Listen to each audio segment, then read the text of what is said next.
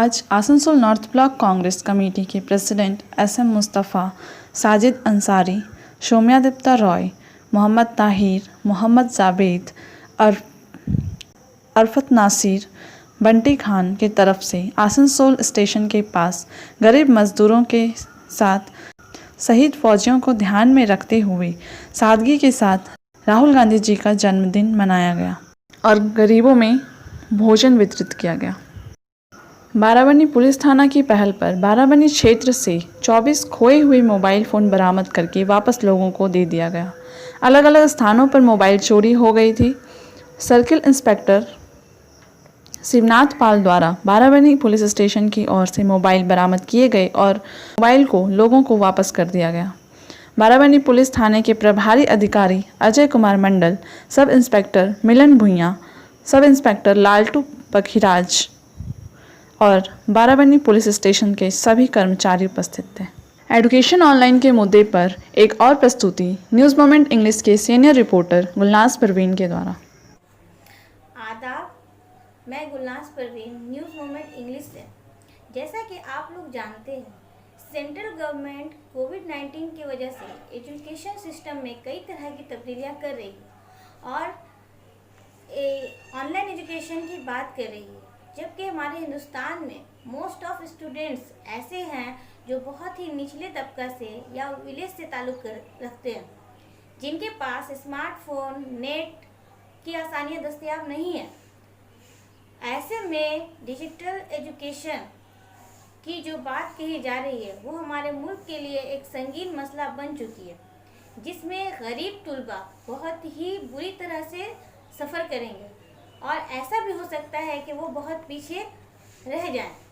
इसी पर आज हम जनाब कुद्दूस खान जी साहब से बात करेंगे, जो कि बरनपुर बॉयज़ हाई स्कूल के सीनियर लेक्चरर हैं और साथ ही ये हिंद मजदूर सभा यूनियन के मेंबर भी हैं। Sir, firstly please introduce yourself with our viewers.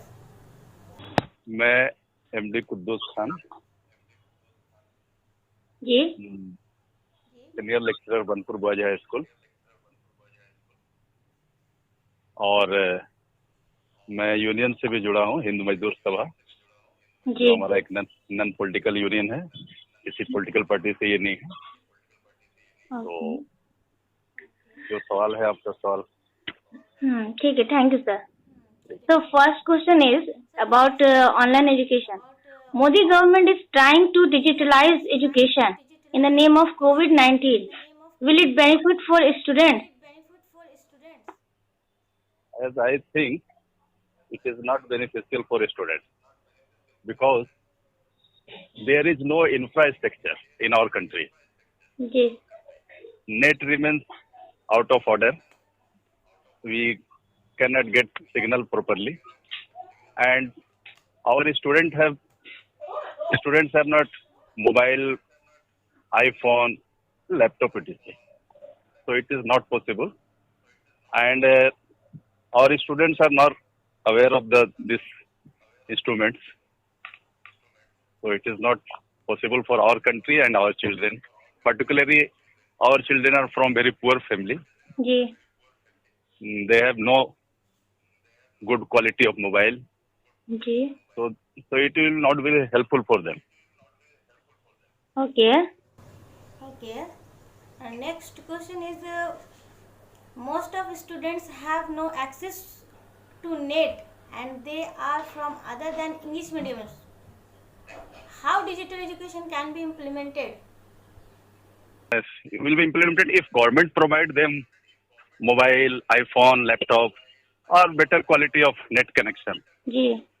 They will get benefited. No, otherwise they will not get benefited. But what about the students who come from village or who belongs to very poor family? They will never get benefited because there is no signal. I have seen a teacher who was from a village.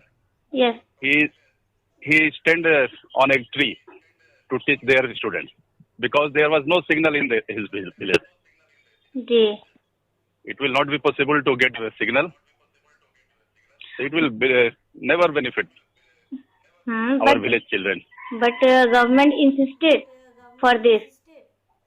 Government just announces the schemes, Yes, but how it will be implemented, never bother government.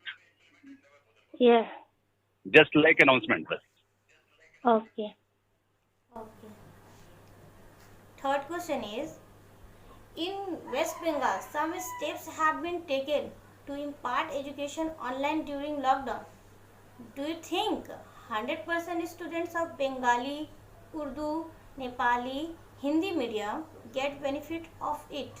No. Because I, as I have seen, only Bengali classes were taken on TV, and Yes. Urdu, Hindi, and Nepali were very deprived of this. Bengali who are from a good family, Yes. they have benefited, but village students have not been benefited. But if अगर हम लोग इसका क्या नाम है, central government या फिर जो सेंट्रल स्कूल्स होते हैं, अच्छा, जैसे कि ये दिल्ली पब्लिक स्कूल हुआ, हम हाँ। लोगों का रिवर साइड स्कूल हुआ, जो सेंट्रल गवर्नमेंट चलाती है, उन स्कूलों में तो फैसिलिटी प्रोवाइड है. हाँ, उन लोगों के लिए पॉसिबल है, लेकिन हमारे स्टेट गवर्नमेंट के जो भी स्कूल्स हैं वहाँ पॉसिबल नहीं है. लेकिन उन स्कूल में भी कुछ स्टूडेंट्स ऐसे हैं जो कोटा में एडमिशन लेते हैं, मतलब उनका very few, they are very few in number, बहुत कम है. बहुत कम वेरी है. Few, 5 to 10%, maximum 10, 5 to 10. मतलब इसका मतलब है कि वो जो सेंट्रल गवर्नमेंट के स्कूल है उसमें पॉसिबल है, बट हाँ. जो स्टेट गवर्नमेंट के स्कूल है उसमें पॉसिबिलिटी बहुत ही कम है. इसलिए कि हमारे पास इंफ्रास्ट्रक्चर भी नहीं है और जी. हमारे स्टूडेंट भी वैसे नहीं है. हमारे बच्चे बहुत पुअर फैमिली से आते हैं, उनके घर का भी वैसा एटमॉस्फेयर नहीं है. जी, ऑनलाइन एजुकेशन की जो बात की जा रही है, कुछ दिनों से क्या, जब से कोविड-19 स्टार्ट हुआ है, हाँ. तब से आप देख रहे होंगे कि बहुत तरह की स्कीम आ रही है, क्योंकि टीचर्स को सैलरी वगैरह भी देना है, इस हाँ. वजह से जो है ऑनलाइन एजुकेशन को कराया जा रहा है. लेकिन बहुत सारे गार्जियन हजरात जो ऐसे हैं जो इसका मोबाइल फोन का अच्छे से यूज नहीं जानते हैं, हाँ. तो उनके पास में जब बच्चों को ये दिया जाता है, होमवर्क वगैरह दिया जाता है, तो बच्चे किस तरह उसको टैकल करें? नहीं कर पाएंगे, उनके लिए करना मुश्किल है. वो लोग फोन से उतना अवेयर भी नहीं है, फोन जानते भी नहीं है, और किसी के घर में अगर छोटा सा फोन है, वो स्मार्टफोन नहीं है, ऑर्डिनरी फोन है, तो उससे तो कोई बेनिफिट नहीं होगा. जी. और किसी के पास स्मार्टफोन है भी तो वो अच्छे क्वालिटी का नहीं है. और नेट एक्सेस भी बहुत ज्यादा है. नेट नहीं मिलता है, नेट नहीं मिल पाता उन लोगों को. हम लोग खुद एयरटेल का मोबाइल में नेट में खुद यूज करता हूँ, वो बहुत कम काम करता है.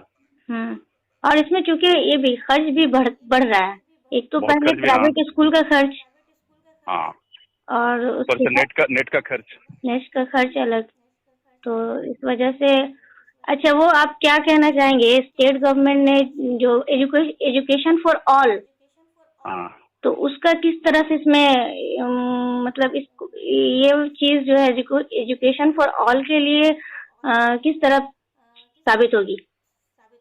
एजुकेशन फॉर ऑल सिर्फ एक अनाउंसमेंट है जी.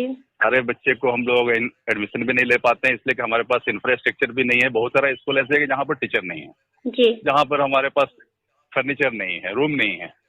बहुत सारे ऐसे स्कूल है जी. तो एडमिशन हम लोग ले लेते हैं, पेपर में ले लेते हैं, रजिस्टर में नाम उन लोगों को चढ़ा देते हैं जी. उन लोगों को क्लास में हम लोग एकोमोडेट नहीं कर पाते हैं जी.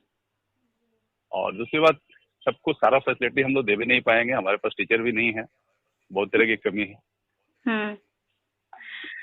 Last question is, JNU is not being provided with budgetary support. How India can be Vishwa Guru? It is totally a political issue. Yes. Because our present government of India, जी. is not helping anyway who are not supporting government. Yes. JNU is considered anti-government. Yes. JNU is considered anti-government because they are not supporting our present government. They criticize, today criticizing his government is considered anti-national. जी Now our government considered persons, institutions who are not supporting blindly जी the government. Who support blindly, they are national. Who questions, who ask questions about government activity, they are all called anti-national. Exact So government is considering them anti-national, so they are not providing any support. They are targeted, they are harassed. Students of JNU, Jamia are harassed. We have seen few months back. Then in future, India called Vishwa Guru or not? No, it will be not possible. It will not. This type of partiality is remained in our country. Yes. There is partiality. Yes. All are not considered equal. जी Particularly minorities are targeted. yes. Their institutions are targeted. yes. So it will not be possible. If all are treated equal, then we will become Guru, Vishwa Guru. Okay. If there is partiality, it will not be such. जी Sir, at last, what suggestion